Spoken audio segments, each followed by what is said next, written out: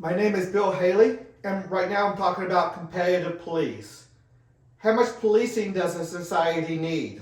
There's a lot of factors in that, but let's go over that a little bit. And how is competitive policing going to answer that question better than the monopolized government system we currently have? Not that we get rid of government in policing, but we take it a little bit differently. So, how much policing does society need? Meaning, how much personnel, how many cops, and how big that budget should be.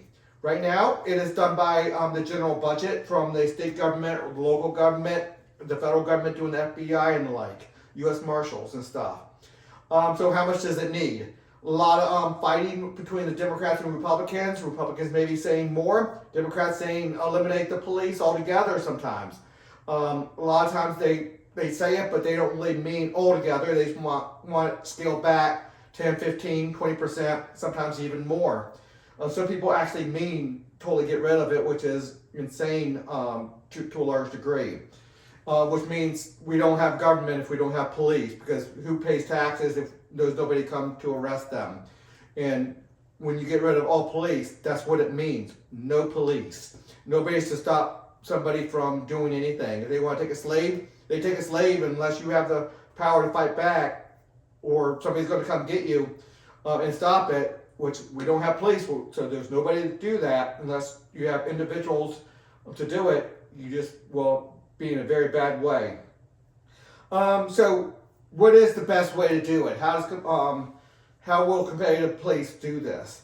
It will be based on crime rates and millions of decisions of the millions of decisions in the free enterprise system.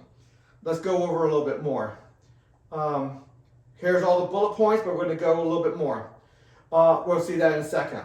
Trump reveals next deep city he'll send National Guard to in the cabinet meeting. So Trump is trying to send a flood of new law enforcement officers in the form of the National Guard to different cities who's having a lot of crime rates, high crime rate. So what is that debate? If this is not the way to do it, well, I might support what he's doing right now. I support a full new system in that. And in some places, we don't need the National Guard to go in. He's overstepping in some places, but in some places he might not be overstepping. So regardless of my thoughts on what he's doing, what is the better system to make this happen at a correct level, at all three levels of government? So the crime rate, the crime rating system states that if crime levels exceed certain rating levels, certain rating floors, many requirements must increase, including police funding, police spending, and the length of stays in prison for convicts. There are many ideas that will be tried, and the better ones will receive more citizen support, thus funding. So I haven't gone over my bullet points about how competitive police will work. So we'll go over that in a second. So there will be proper funding, training, oversight, and cooperation. So all those things are a must, and we can do that within competitive police. So one part of it is citizens. These are about a dozen different bullet points here. One part of a citizen's responsibility is to create, fund, and enforce the rule of law. So everybody needs to contribute towards that. Not just the rich, not just the politicians. No, every citizen needs to contribute to that.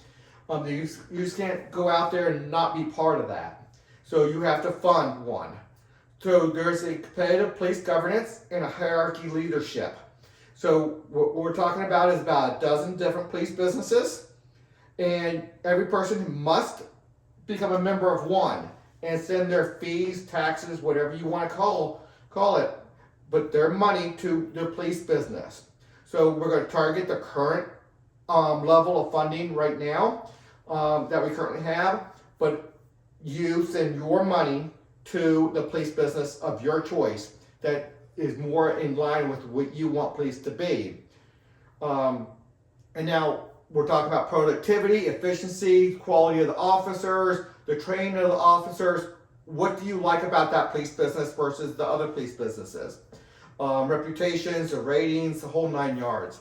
So there's going to be a badge required to be a police officer to protect everyone. Wait a minute, I'm sorry. A badge requires police officers to protect everyone in immediate danger within guidelines. So if you have a badge, I'll tell you how to get a badge in a minute. It does require that you protect anyone in immediate danger within guidelines. So there's going to be guidelines, hierarchy, certain things you must do if you're on duty, and the like. If you're within the police department, you have a badge. It has certain requirements. The minimum size of a police business is 5% of citizens, so 5% of citizens can gather around and create their own police business. And then at the top is 20%. Anyway, that's immaterial right now. All police businesses must cooperate in many aspects, such as joint patrols or unified 911. So obviously we can't have 12 different police patrols patrolling every neighborhood. That's why there's going to be guidelines that anybody in immediate danger is going to be assisted by the police on duty, any police officer out there. But then the investigation is going to be more done by your police officers, your police business. Every citizen and business must contract with one of at least 6 viable law enforcement businesses. So I say 6, that's if everybody's at roughly a 17 or 18% of the citizens. But most likely it'd be about a dozen different police law enforcement businesses. Part of the price of contracts would be based on the value of homes or percentage of sales when we talk about businesses, because businesses have to be protected too, and that most likely be part of sales or some other way of determining either property value or what's going on in that business. Some businesses are going to need more protection, other ones would need a lot less protection. If you just have an empty lot, a lot less protection. If you have a lot going on, more protection. More citizens, more protection, or more workers, more people going through there. Whatever you have going on is going to be part of that basis of how much that police contract is going to be worth or valued. Every police business and officer must attain a badge from representatives of 70% of citizens on a law enforcement authorization board. Highly important here. These law enforcement authorization boards are going to be the police academies and the oversight boards, the internal affairs, if you will. And they're going to make sure that the police officers are doing what they're supposed to be doing, that they are not infringing on civil liberties, that they are not doing abuse, fraud, and the like. They are well trained and they are doing law enforcement policies.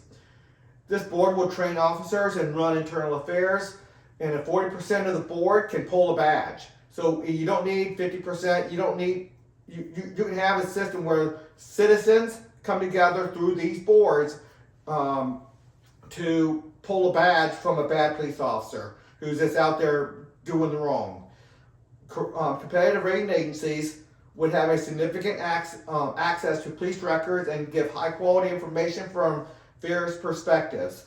So the rating system is going to be a secondary way to make sure people are not infringing on liberties, the police are not doing abuse, that they're doing their policies correctly. Both the LEA, Law Enforcement Authorization Board, and the rating systems will ensure civil liberties are honored. Rating floors will not allow low standards or will deter abuses. So there's a lot there to handle abuses. If the crime rate rating floors are exceeded, many requirements will have to increase. So if there's too many murders, too many carjackings, too many robberies, many things will have to be increased. Your contract will have to go up so they can put more police on the streets. The prisons will have to be funded more so you can keep those prisoners in prison longer and the like, until the crime rating floors are, the rate is below the rating floors. Okay, I think that's all we have today. Everything's easy to find on Haley2024.org. It's all about competitive governance over there in every aspect of government. Please consider a donation, and until the next video.